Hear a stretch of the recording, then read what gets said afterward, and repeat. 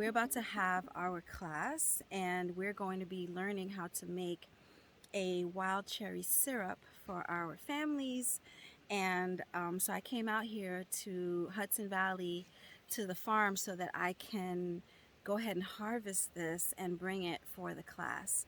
So I'm really looking forward to seeing you guys all there so that we can actually make this honey together. We are back in Hudson Valley and I am going to be wildcrafting some wild cherry bark today.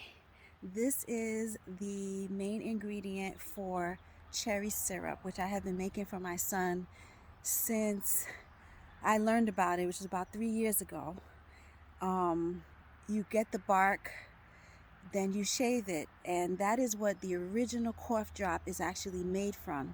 It's made from this cherry bark, and that's where that whole idea of having cherry when you have a cold.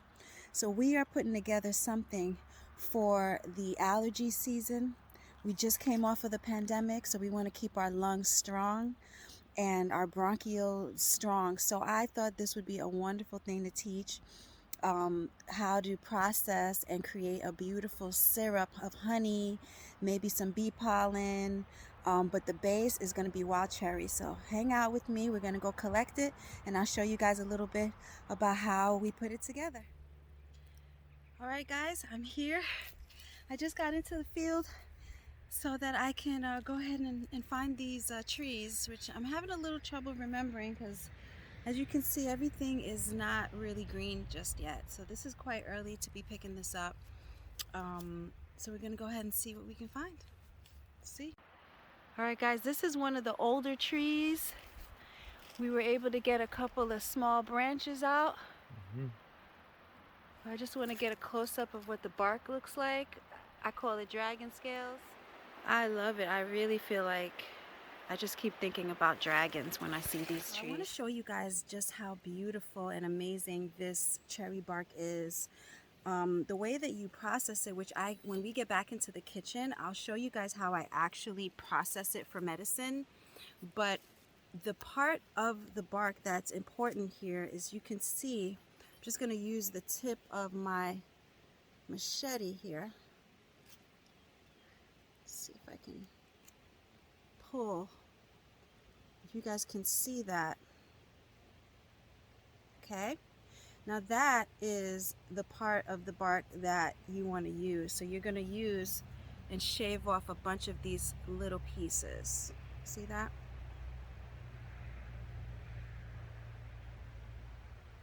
You can kind of see how. So this outer bark and the inner bark is really where the medicine lies, and then also a few shavings you can get down to. In identifying this tree, it smells like cherries, and so you know that the bark, that you've got the right tree, because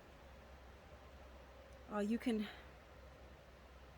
even just smell that like pungent cherry, kind of almost taste the flavor just by smelling it. And that's kind of how I worked with this. So for several years I worked with this plant where I would do all the shaving every season, drying, and then turning it into tea. I think that's why I always took the cherry job, because I just loved spending time just shaving this and smelling this beautiful bark. And I just want to show a little bit of the close-ups of what this bark looks like. This kind of has a slight reddish tone to it, and you always want to use the smallest twig. So it's really annoying because you have to kind of shave. Even these little twigs are gonna have to be shaved, but it's worth it. It's totally worth it. And of course, because cherry is an endangered tree and plant, we always want to be mindful not to over harvest things and only take what we need. It could take years for another branch like this to grow on this tree. And so I have one nice branch here, which should be enough for the season, for, you know, a family and friends. And then I have another one here, which is a little bit bigger, and that's the one that we're going to use to share with the class. And that's it. So you keep it easy, you take care of the plant, you take care of your tree, make sure that there's no parasitic branches or vines that are growing on it. Make sure that the cherry tree is not heavily shaded, so that the branches don't die off earlier than they should, so that every season you have these beautiful trees. So if you do have a chance to go on your property and check out, see if you have this, and if not, if you go to an herb store and you happen to find some wild cherry, you pick it up, because this is like beautiful black cherry gold right here.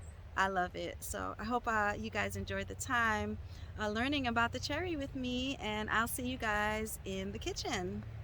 Take it easy, and remember, it's Ministry of Healing Farm. Our YouTube channel is always up and running, and if you would like to purchase some of our products, you can always find everything botanical that we make on kinkylocks.com. So we'll see you soon. Take it easy.